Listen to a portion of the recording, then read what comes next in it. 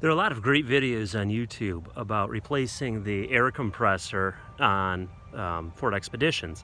None of them seem to deal with the 2010 though. So I started looking at those older videos and trying to come in from the top, and that was a big headache. So I looked at the service manuals and they had a little more help, and the service manual suggests coming in through the wheel well. So right there's the compressor, and it works great if you can actually get a wrench up in there and get the angle that you need, get enough torque to take those bolts off. However, there's probably an easier way than coming through the wheel well and taking off that inside shield, and that is coming in through the headlight.